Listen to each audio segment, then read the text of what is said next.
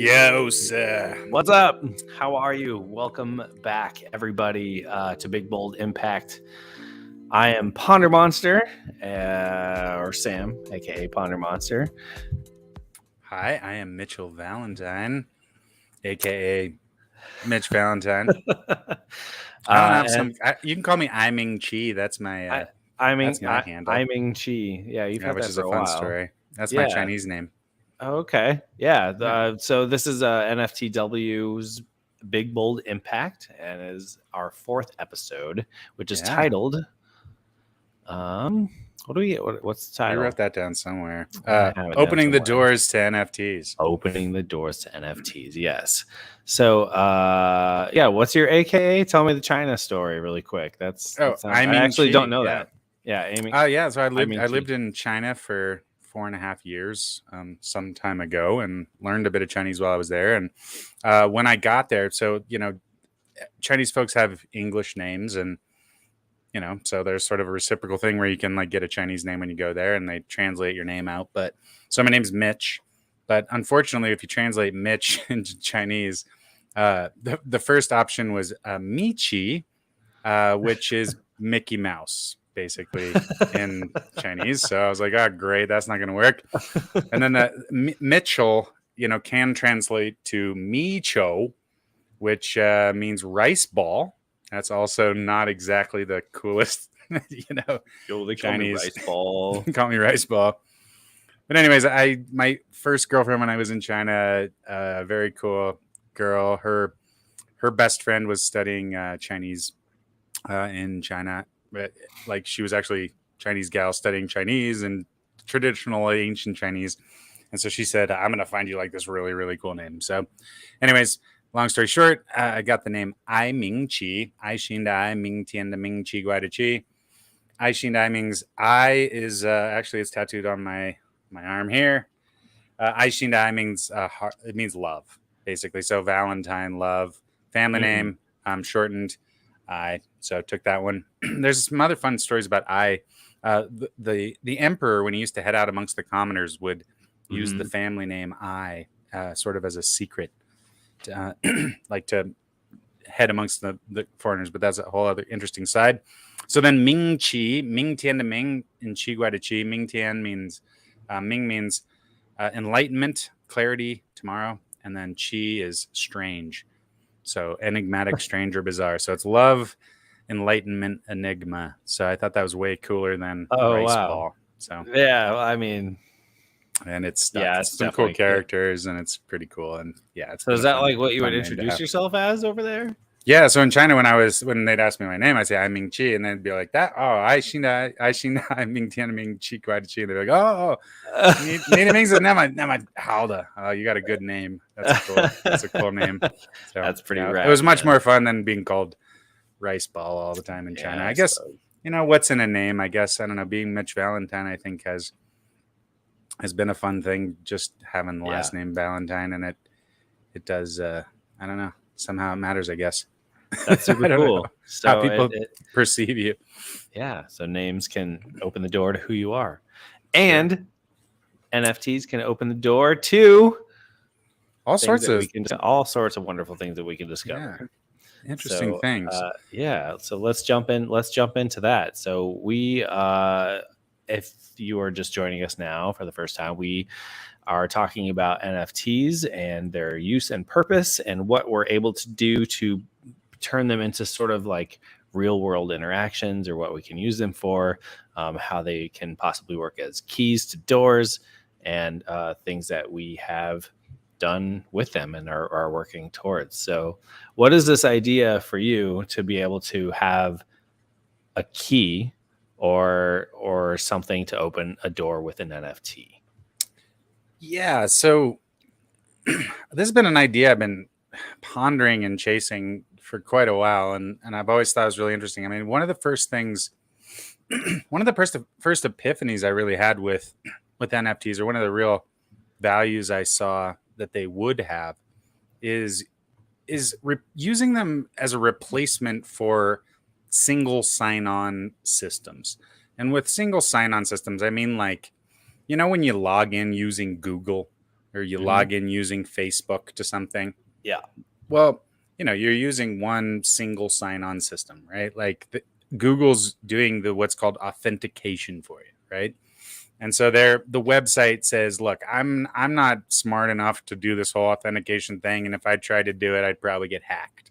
So let's make it more powerful, and let's just use Google's system, right? Which is pretty cool, and it's very handy for everybody, right? Because we just like have one login, username, password we remember, and Google goes, I'll just make it easy. Just get one username, password. We'll let you in every door, right? Mhm. And then they were even like, hey, let's make your smart house like, we can even open your doors using Google. I mean, or Amazon, right? So now maybe folks have Ring, and then they have like an August lock on their front door, and they can use their MyQ to open up their garage. That so when Amazon uses their key app to open your garage, all this seems so convenient, right? Like we have this single key system, but the nefarious part about it that we all kind of know that this happens, but we don't really know a better way, so we just live with it, which is Sure. Amazon knows every time you open your front door. Right. Google knows every time you open your front door of your house. Facebook knows every time you open your front door of your house. Like, Right. There's some security in there, I'm sure. Yeah, it seems But secure. They claim there's a model. It's blobbity blobby, but there's certainly a record of all of it. And right. We have zero transparency into how they're doing that. Like, just because you use the protocol, like you don't get to access how the protocol works just because you're a user of it. They give you a terms of service, and they in fact say, like, if you break our terms of service, well, we just won't let you in your own house, maybe. I'm sure that's in the terms of service, and you're just like, well, oh, dang it. I didn't read that. I mean, this is nobody reads those things. They're ridiculous, and you can't use it. Like right. If you don't agree to the terms of service, then you can't even use it. So everyone just hits okay. And I think this is, we're all cool with it right now, but I read 1984 and it scares me sometimes that this is the way that things are set up, and I mean, it's okay when, if they they block you from your Facebook and don't allow you to post because you posted some hateful thing, and you're just like, oh, I'm in Facebook jail again. But what if Facebook jail means you can't open your own front door? I mean, that kind of freaks me out personally. Okay. Right. So either we're starting to get a feel for why this sucks. Right. Yeah, definitely. And so, okay, what does this have to do with NFTs? Well, what's cool about an NFT is, look, we could achieve the same exact thing. Instead of me like using this single sign-on with Facebook or Google or Amazon, right, or whatever, and using their authentication system, I could get just as, in fact, a more trustworthy, more robust, and also uncensorable system by using blockchain technology for this. So right. You basically same thing. I mean, the door, you sign a transaction and it unlocks the door. And that could happen, I mean, the lock itself knows which authentication keys it accepts. It only it's hard coded into the device even. Look, I only accept, this NFT will open me. And only the person who owns that NFT will open me. And that's the appeal of these all these NFTs and what people are trying to show right now with buying all these images or whatever. You're just trying to show a proof of ownership that without a doubt that this is you, sort of anonymously. But also nobody else has the right to this particular image or whatever. But what's behind that is this NFT code or key that is specifically yours that only you can have access to. And there's no other there's no user agreements behind it. And it is all 100% your responsibility. And, I guess part of the sketchy thing in my brain is, if you lose this key, if you're trying to use an NFT to open your door, or something like that, then you might be pretty much up a creek. But Well, but I if you do. also probably do have a physical key that can open your front door, True. and I at the end of the day, I mean, I'd rather take the responsibility of me not losing my own house keys Yeah. than leaving that up to Google or Facebook. Who the heck are they? I don't know Yeah. why they have house keys to my house. I don't. Right. And just being like, well, We but just it trust it works. because it's But easy, you, because yeah, we live in but the they won't land lose of. them for you. You're like, yeah, I know they won't lose them. That freaks me out, Yeah. man. Like Well, we live in the that's land of actually convenience. that's a downside. That's not a benefit. The fact that they'll never lose my keys. That's kind of scaring me. How is it that they'll always be able to verify me? That's getting freaky. So, I mean, again, with freedom comes responsibility. I mean, and I also can, for example, have multiple NFTs, and there's schemes we can come up with to protect myself, especially if it's locking my door, right? But then what really trips me out, I think, and is fascinating about an NFT is, so then, like, what's an NFT? Well, it's really just simply some little bit of metadata, which is, could be just, any amount of data. It could be about the house itself, or it could be about just a random thing about me, maybe. I don't know. It depends on what that data is. But what's real important is that ownership signing ability, right? So I can say, I own this NFT right now, my account, and I have the signing authority for it. And so if I come up to my door, for example, what's really interesting is my phone can sign a transaction, transmit that signed transaction directly to the door lock, like from my phone to the door lock, and the door can go, oh yeah, you were the one that was able to sign that transaction. Boom, open the lock. It doesn't go through the internet. It doesn't even need the blockchain to do it, which is pretty cool. It's totally decentralized. Yes, it happens device to device. Yeah, and that's sort of like the biggest part of all of this. And we talked about this last time of decentralization and sort of how wonderful it can be, especially when it's completely broken off, and you're not targeted from ads. You're just completely free of everything, really. And it's totally safe, and no one can really hack into it from afar.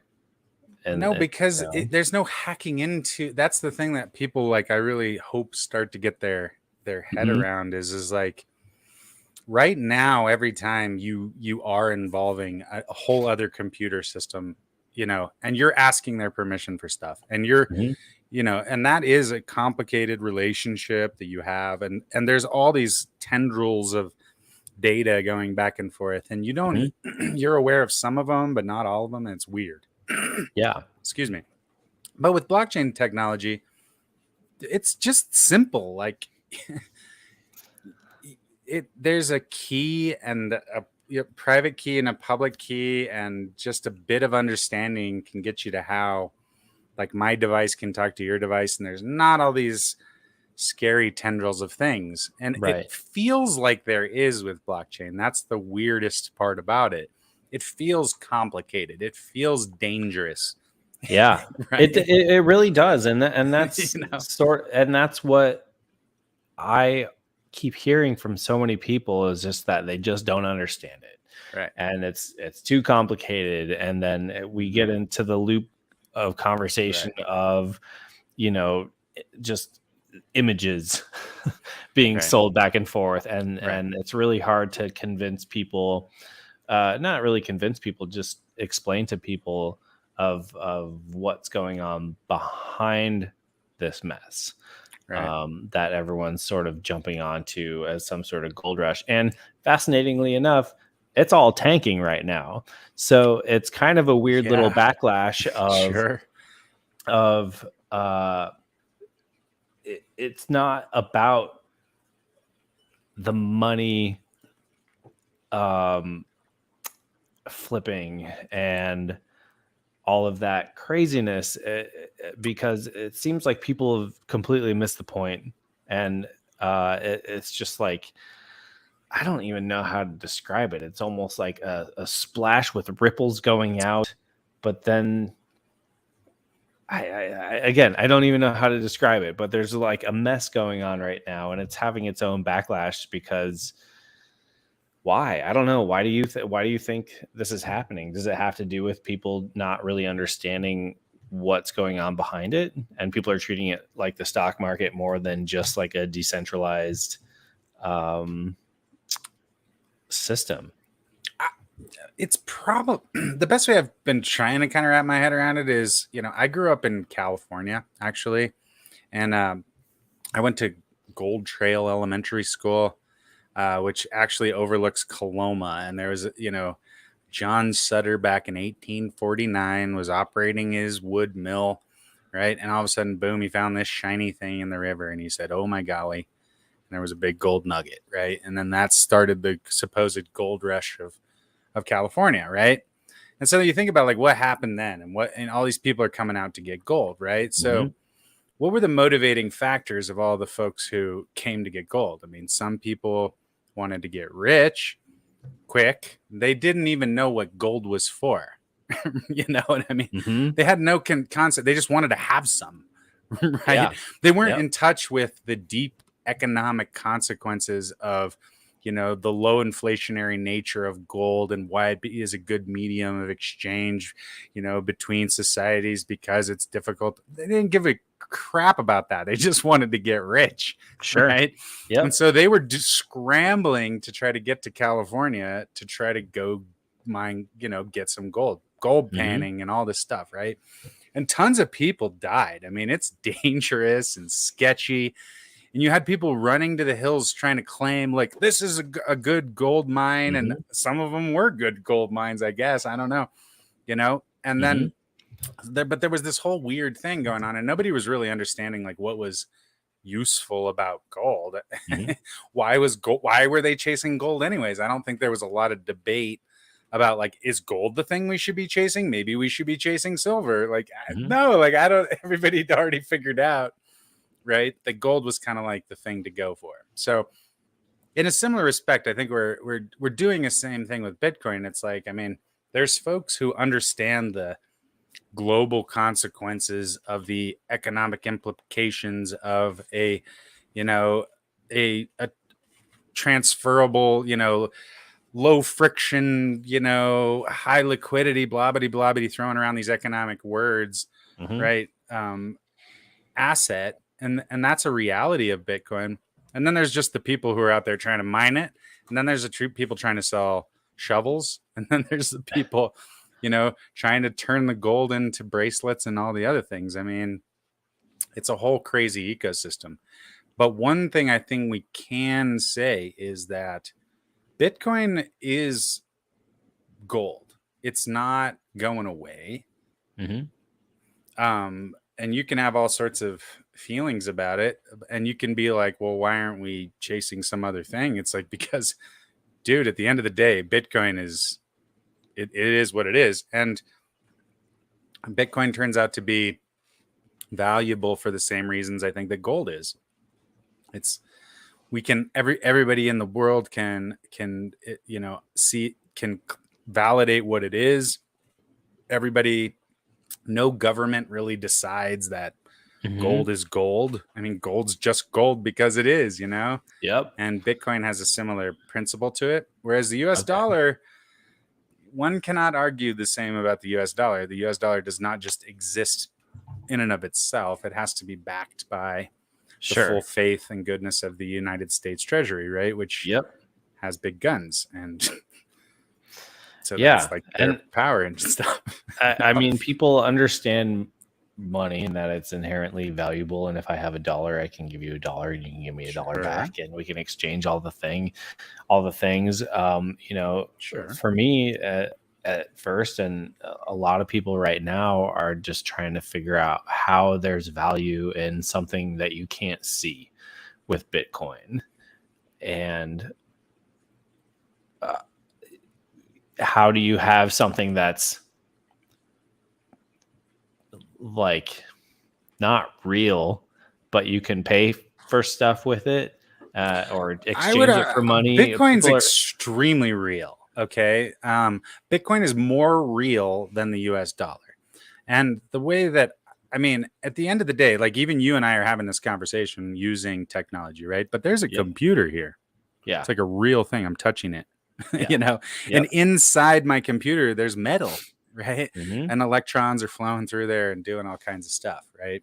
And yep, so, interestingly, if you denature my computer, right, and you get down to the little wires and stuff in there, and you denature Bitcoin, well, it turns out you can go audit the code fully and completely. I mean, it's kind of one of the interesting things about Bitcoin is it very much does exist in the real world. It very much does exist by the laws of physics.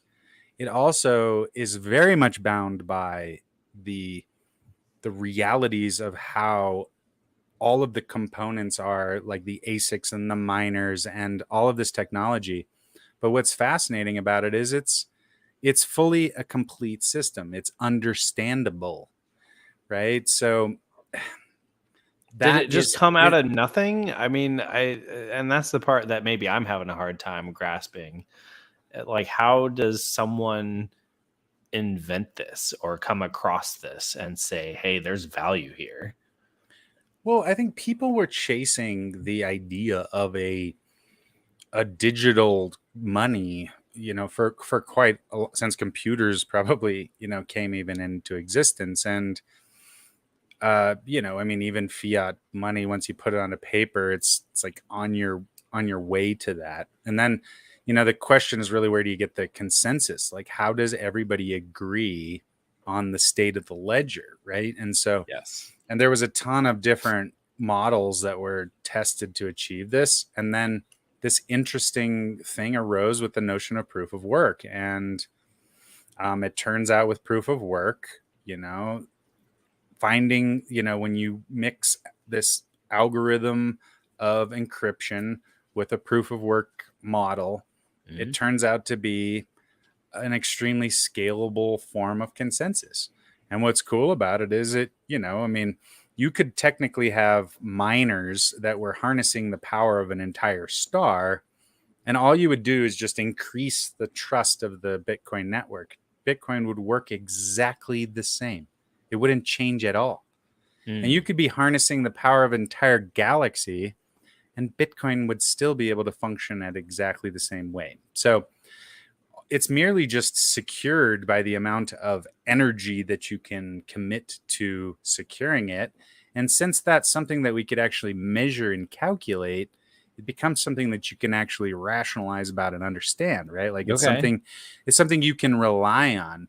And if you understand the whole Bitcoin mining algorithm, what's real cool about it is it adjusts on difficulty, but it adjusts based on nature. Like there's no Fed saying I'm going to hike the interest rate 5% again, and you're like, some Yeah, people are happy, it's some a people finite freak number. out, and then Yeah. the Bitcoin, that process of inflationary decision making is just simply made based on the laws of physics and not based on politics or emotions or things like that. And so Hmm. I think what it allows you to do, especially if you're an economist, is say, one of the hard parts about being an economist is there's so many people pulling levers, Yeah.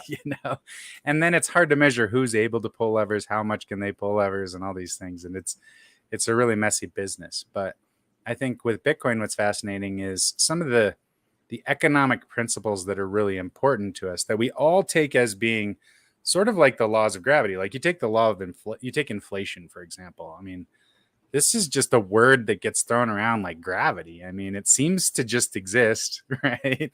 Yep. Some of us know what it is and some of us don't. And I don't, some of us can measure it and some of us can't. I don't, but it's a similar, and what's inflation? You ask 10 people what inflation is, and 9 people really have no idea.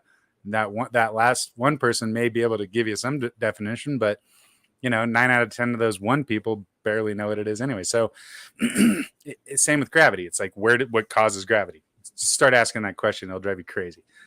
Right. Right. So are Anyways. these with NFTs in relation to something like Bitcoin, is that Right. because Bitcoin is a blockchain? Yes. Yeah. And all these other things that we are trying to latch NFTs on are blockchains. So there's an inherent NFTs are value just in a like, lot of. they're just transactions with a little bit of extra info. That's Okay, all an NFT is. I mean, sure. early on with Bitcoin, they came up with a couple of, there was some colored coins and some like mega, I can't remember the name of the project, but they originally sort of realized, aha, what if I was just able to attach some data about the transaction to the transaction? And that the NFT was born, Yeah, which is just sort of like a token of representation of something that can be transferred from one person to another.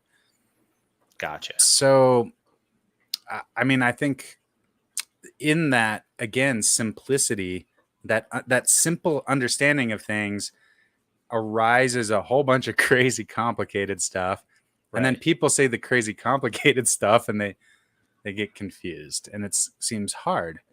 And And that's what that, I kind of hope we're here for, is yeah. to Yeah, and it's crazy, and you bring it back. obviously know a lot more than I do in some realms, but and I keep having questions that I feel like could represent what other people might be asking, but because people found a way to attach something to these transactions visually, it has sort of become this craze in Right. buying and selling and trading and all this stuff. Mm-hmm. But I think what people are trying to figure out is what else can you attach to these things that have a use or a value, and that is kind of what the impact of all of this has, is we're really trying to get creative of like what else can we do with this information. Yeah.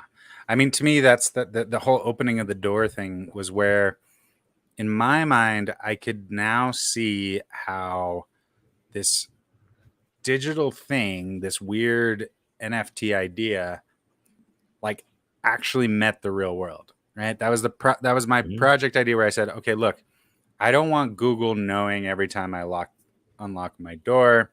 How Yep. can I solve this problem a different way? Could blockchain do this? That got me to understanding, yeah, like this is really a very reliable way to have this, you know, this key that you can use to unlock things in a digital way at a local level, but then at a like interplanetary level, it works in both ways. So what's cool about that idea is like I could even theoretically open my door by just changing the state of the blockchain for my friend to get in my house. And because I flipped the state of that smart contract state, instead of it saying, this address is closed, it just changes the state to open, and then the door checks to see what the state of the blockchain is, and it opens. Right. Hmm. Now you'd go, well, everybody would know your door's open, so that's sketchy. Maybe I want everybody to know my door's locked, all the time. I don't know. Yeah, and there's ways of obfuscating that. But what I realized was there's this other place that is publicly available and uncensorable, that I could store stuff, and then you Hmm. really start to trip out on some ideas of like, well, I think what's really cool about blockchain at the end of the day is it'll be around hopefully in like 200 years digitally. Right. And Yeah, to the idea is it's right. here forever. And you kind of think, well, if I stored my photos on Google, like Google's just giving me crap right now because my credit card expiration date changed, and so it like jammed up my Google photo storage thing. And I'm like, Okay. I've been paying for a little extra Google storage or whatever just so I could like have all my photos in there because it's pretty convenient. But then I'm like starting to be like, dang, is Google gonna exist in 200 years? Right? Like, Right. I don't I don't have any know. idea of that. It could be shut down. It could be Yeah. whatever. Who and I'm knows? and I'm not sure if I won't probably be around in 200 years, so it doesn't necessarily matter for that, but for my own uses. But it'd be pretty pretty darn groovy if 200 years from now, like my, you know, my great grandkids look back and they go, oh, who was the first one posting photos? It was great grandpa Mitchy Valentine, and And they it'll look be at like photos of me and they're like, wow, he was a pretty it'll be cool like guy. our old timey photos that we see that Yeah, on film cameras when you had yeah, to like some stand sort of so time long and capsule, you right? couldn't even smile because it hurt so long to smile for as long as the exposures took. So nobody Right. smiled. And then I'm like, man, I would be. We're of the generation right now, as silly as it sounds, and maybe as trivial as it sounds, like where if you mint an NFT right now, like you're doing it first. As Yeah, stupid as it may seem, yeah, you're just doing it first. And I do have some belief that Bitcoin and Ethereum, even, and ideas of IPFS and some of these, permanent storage solutions, the way they roll up with themselves and the way that people are keeping record of them and then even hardening those records, like I have more faith that those records are going to exist 200 years from now than Google Cloud Storage or AWS's, you yeah. know, cloud I storage mean, solutions. where does it go if you stop paying your bill? Yeah. Like I don't know. Is it just gone? Is it And maybe it's not, exist which is even somewhere? creepier. It's like, wait a minute, if I'm not paying for it, so you're just making me pay for pictures of my own kids to see them, and it seems Yeah, creepy, man. I hate yeah, that. And I would much rather be like, all I have to do is save my 12 seeds, etch them into a stone, and put them in my backyard. And then hmm if you own my great grandkids are in my house and they go, what's this 12-word poem? Oh, and then they decode this poem and they go on the blockchain and it's grandpa's life. yeah, That's cool. I like that. I want to do that. But I'm not going to do that with Google's garbage. yeah, Right? And this is yeah, just super not going to happen. yeah. And it's getting pretty complicated with and this ties back into your single login thing through like Google or Right. whatever, but it's like the amount of passwords and logins that we all have for everything. Like I have a list of so many Sure. things. And if there was one way to just sort of not have that so that I can just identify who I am with one key, that would be phenomenal. And that nobody else could have that key except for me. I think is a huge, huge benefit also in and of itself. And then what's behind that door, that's up to me. That's up to whatever I buy. That's up to whatever, I'm into. And I think that's kind of starting to come forward now with NFTs and what you're able to get for what you buy. And, you and I are working on a few other projects too, with the 420 Pro world, trying to get that going with some weed industry pros and some really cool eccentric characters that are Totally. going to provide us some cool information so that if you buy an NFT, then you are able to get some access to some really cool stuff. And I don't know. I like seeing what other people are trying to do with all of this. And it's so exciting and it's hard to wrap your brain around all the time. And it's going to take a while for everyone to get on board with what's happening and to have it more mainstream. And so that's like it drives me bonkers because it's like, I mean, not to be one of those people that's like, I knew about this back when, but dude, I really did. you I feel like I've, have for for 5 years years. now, I Yeah. feel like, back to 2017, 2018 ish, Yeah. when I really dug in and I started to see the magic of it, I'm like, man, this is just such a better way to do things. It's a way more sovereign way to do things. And I just could see the magic. And we're at a point now, like, I mean, I'm more excited about where it's going than ever. I'm more bullish on the notion that this is really how we want to see lots of things happen. We want to see sign on happen this way as just a perfect example. Mm-hmm. Just general accounting of money at a global scale, how tax systems work, democracies. I think the nature of just being able to prove our identity, Mm-hmm. huge Oh, I think you can hear my wonderful kids Yeah, squirking in the background. Um, yeah, but for my kids, exactly that. I'm pretty sure that my kids, for example, who are quite little, um, all this stuff's going to make obvious sense to them. They're gonna get why money exists in this way. They're hmm going to feel really comfortable maintaining their seeds and their keys. It's just going to be a way that things work, yeah, for the next generation. And I strongly believe that's true. I don't think that this centralized computing system that we're using now, i.e., everything going through Google servers and Facebook servers and YouTube servers and Twitter servers, and that these are the gatekeepers of the future. Bullshit. you know, yep, like I just don't think that's the right way forward. And I think that these institutions will be challenged, and the banking and all these sorts of industries are going to be just challenged by, and they're not going to be challenged by people.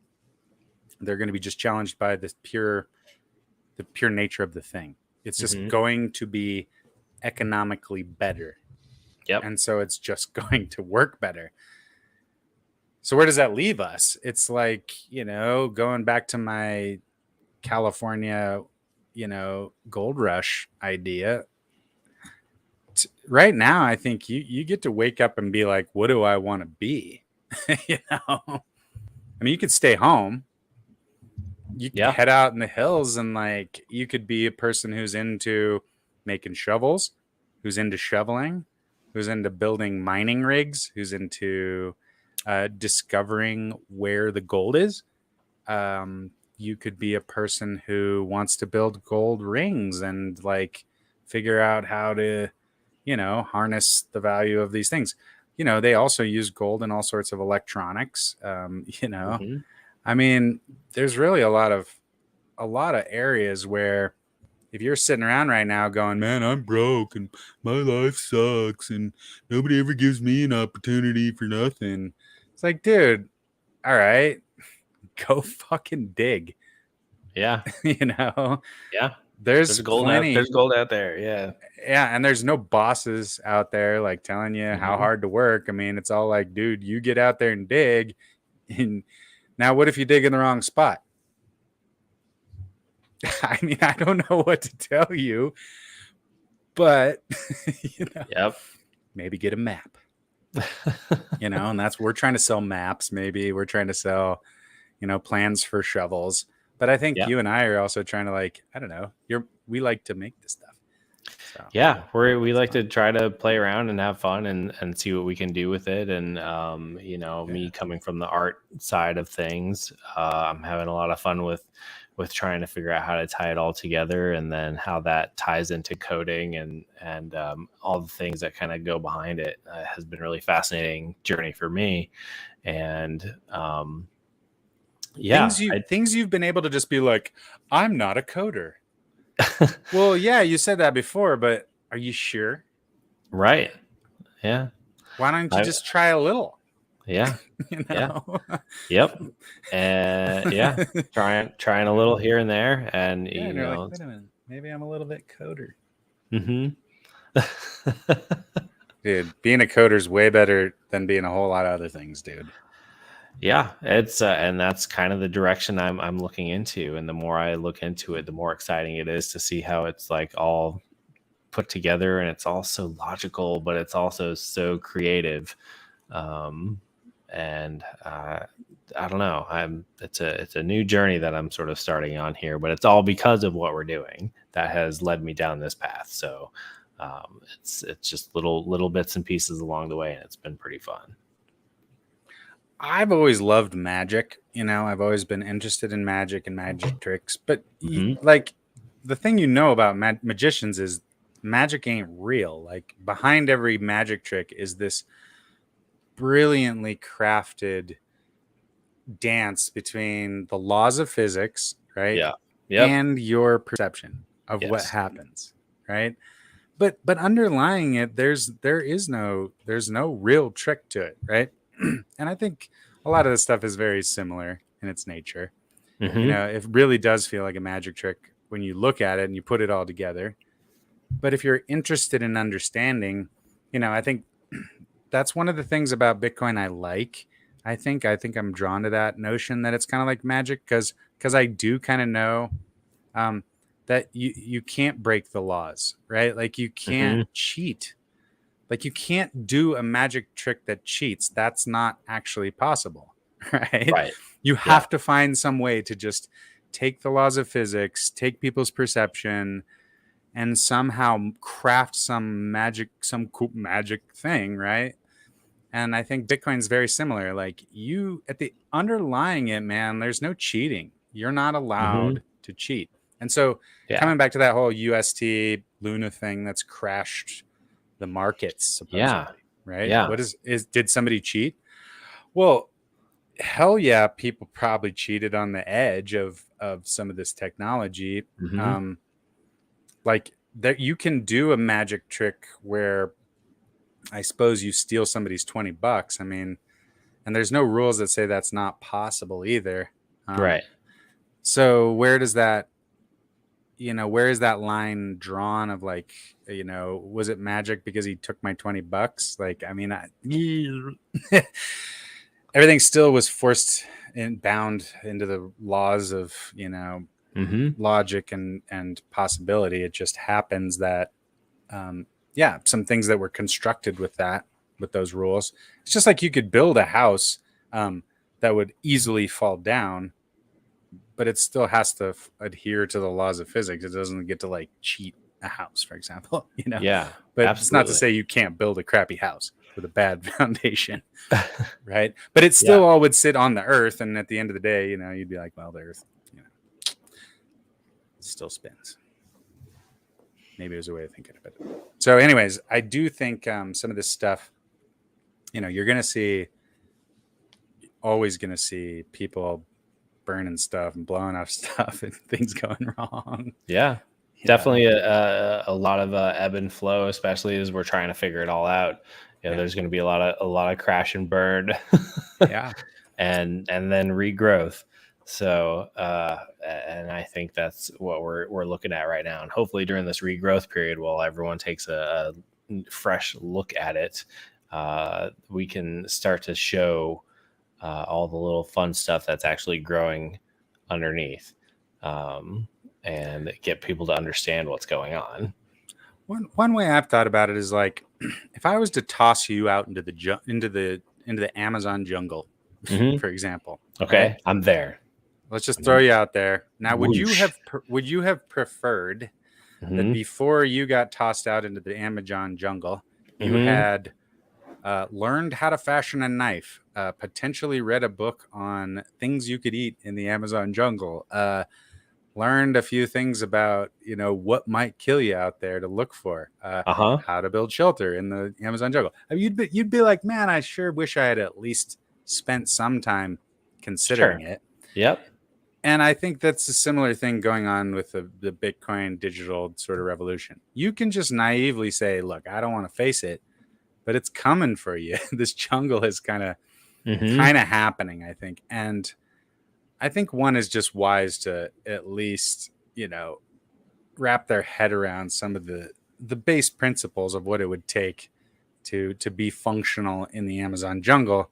So when that thing swallows you up, you're not just totally confused. Right. And now's a good time. I just recommend it. Yeah, read a book about it, watch a YouTube channel. Like, just don't go in cold right now. Like, Yeah.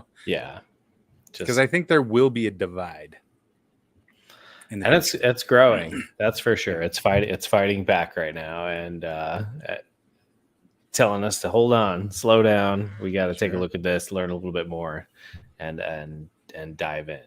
So Yeah. it's been a challenge. It's been a challenge for us, and we obviously would love to see what other people are doing out there to make this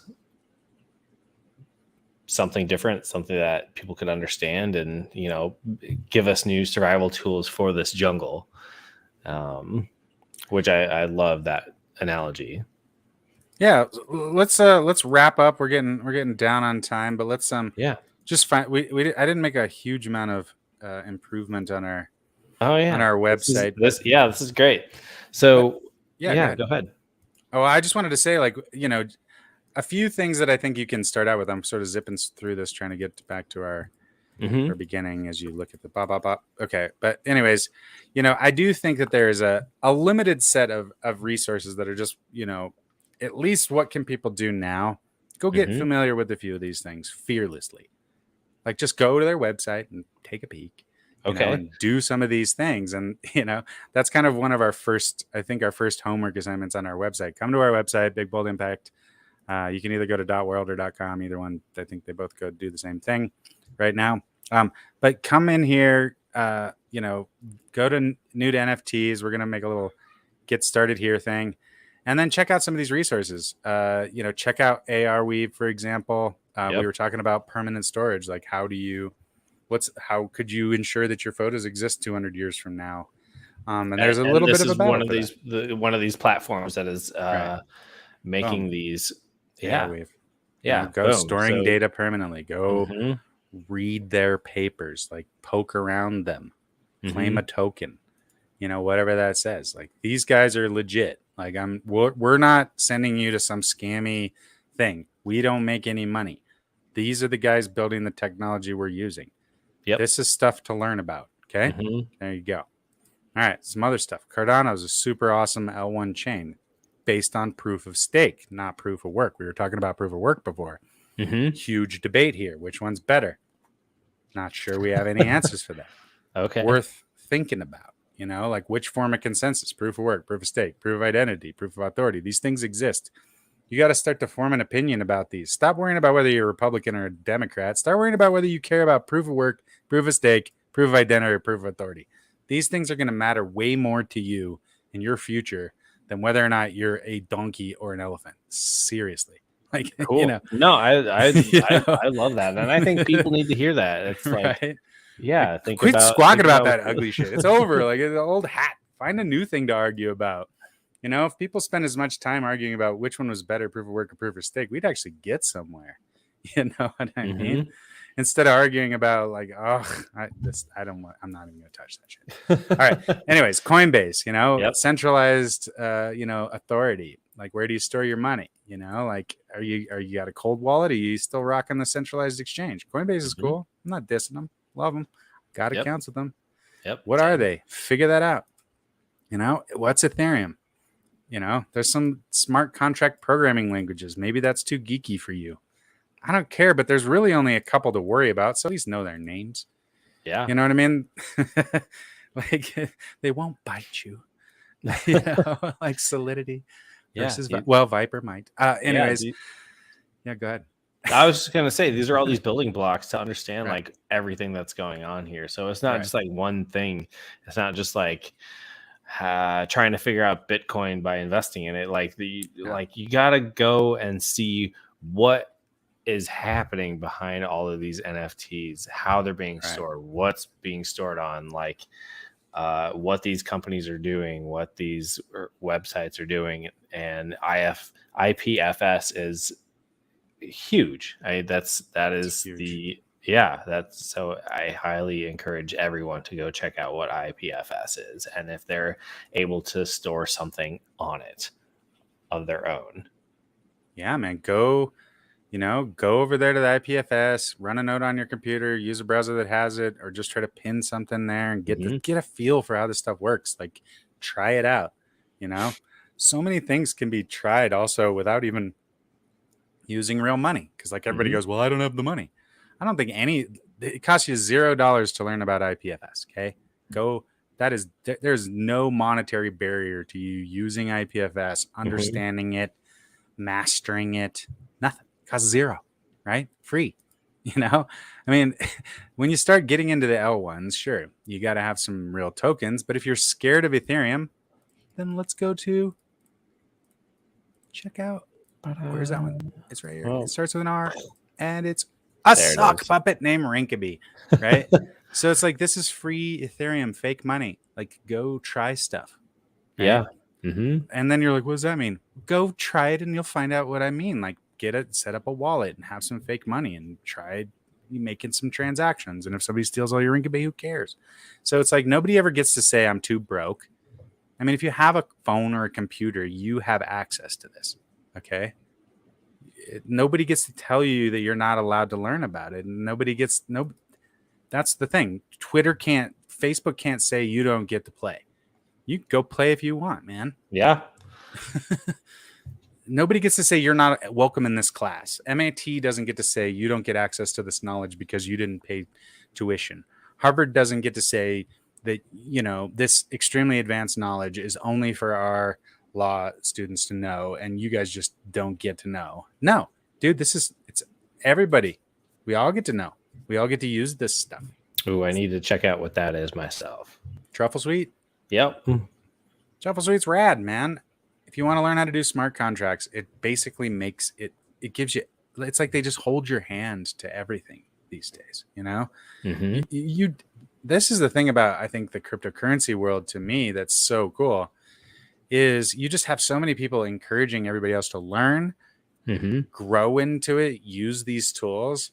And the tools are designed so that, like, everybody, if you go to ETH Denver, for example, maybe I was surprised how few people of the 10,000 people I think that were there, and of all the people that I ran into, how few people could write code. I mean, it's not like everybody's a coder. That's not the reality.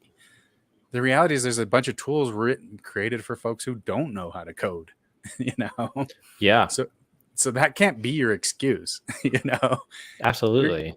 Your excuses can't be, I don't have enough money. They can't be that you don't know how to code. They can't be that you don't. I guess if you don't know how to read, you probably should start there. Like, yep. That you will need to know how to read. So, but other than that, man, then, if you want to get rich, where to start, dude, boom. Every one of these is a great place to start. Yeah. And then I think you could really, yeah. Mm-hmm. Yeah. And I think you really could, then you could decide, like, am I, do I want to make shovels? Do I want to dig? Do I want a gold pan? Do I want to, make gold necklaces? Or, where's your place in this, or do I just want to go back to work at McDonald's?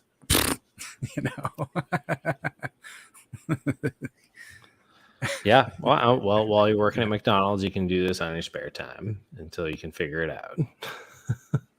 Or you can just, get out of it. Go back to playing video games and watching Netflix and wondering why your life sucks. I don't know. Yeah. I'm not sure, but we're definitely here to say that I don't know a lot of good excuses, Yeah. It's really just taking the time to do it. Sure. Cool, man. I mean, yeah. And it's pretty fun. I guess it's interesting. So yeah. Well, definitely next time we'll have a lot more to talk about. I'm going to look into some of these things myself and see what I kind of come up with on my own, so that I can report back as to what I've been able to sort of look into for myself and see what I can come back with here on some of this, and maybe I can let you know if I think proof of work or proof of stake is something that I have an opinion on. Yeah, which people are pretty opinionated on this. I really go back and forth, and I think each one has its own place. And I think probably what the answer is ends up being some sort of ecosystem of them, working together. Yeah. I do think proof of work works really well for forming something that looks like gold, and so. And gold turns out to be pretty useful. But then, and maybe proof of stake works better for forming something more that looks like fiat currency or like a dollar. And it turns out there's some properties of dollars that don't suck. But at least you can have the dialectic, and you have the tools to have the debate. Yeah.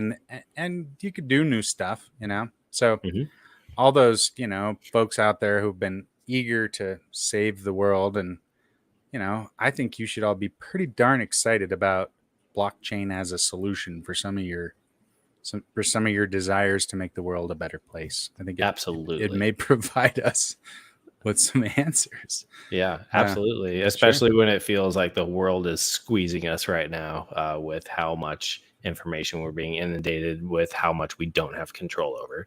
So I think that's kind of like a good place to leave off, food for thought, and then maybe we can have some more answers on that in a week from now. Yeah, man. And Awesome. touch base on that. And I really look forward to that. And to see where we can go next, and hopefully we can start having some people on soon. There's definitely some people bubbling up on my world too that I would love to have on here to talk to about, that are sort of involved in this, that have their own opinions, thoughts, and sort of avenues of what they're doing in the NFT world themselves. Cool. So yeah, thank you for taking the time to chat once again. It's always a pleasure to see your face and hear your voice. You always have wonderful things to say, and I always learn something from you. Sometimes I just catch myself, I'm sitting and listening, because you just are a wealth of information and analogies and stories, and it's always a treat to talk to you, brother. Yeah, cheers, man. It's real fun to do this. It feels good to make this little space where we can sort of gently talk about some stuff that probably gets people real excited and riled up. A lot of people have a lot of emotions about these things. I mean, and for good reason. A lot of money involved in it, and some potential solutions to really make the world a better place. I think people should be excited about it, and I think I like, thanks for being here with me to explore it and give a space where it feels, again, safe, and challenge everybody. Your homework out there, folks, is to check out some of these links and learn something. My homework is I'm going to continue to build some more functionality. We've talked about gluing, these questions with this minting idea, and I think that's really, really a great idea. Such a cool idea.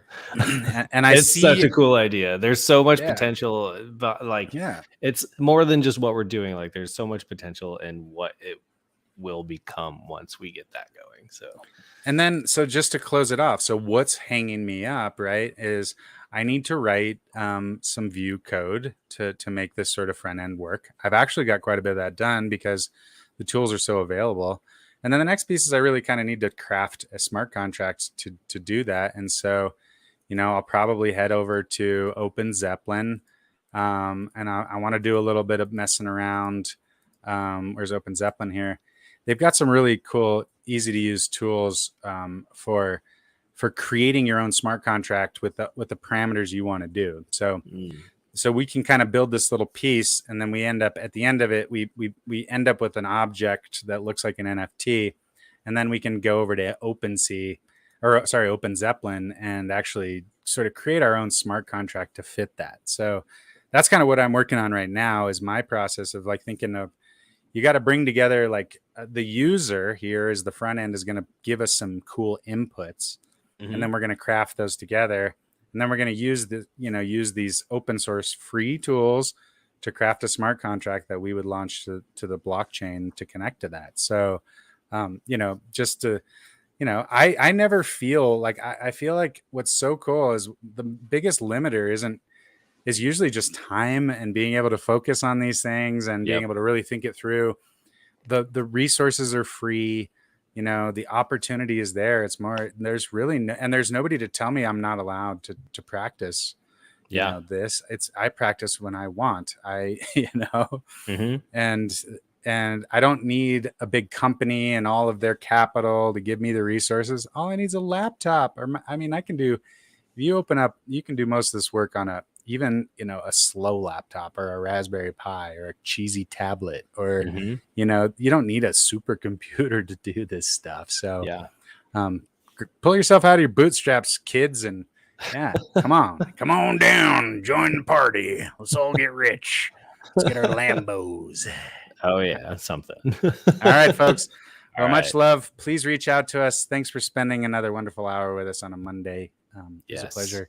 Thank you, PonderMonster, for everything you do. You're an amazing artist, dude. Thank you very much, my homeboy. So much fun.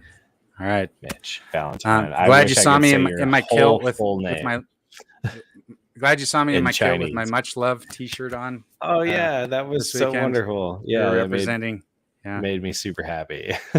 But my Chinese name Ai Ming Chi. Yeah. Ai Xin Ai Ming Tian Ming Chi Guai Chi. It's all right. You don't need to know how, man. All right, brother, man.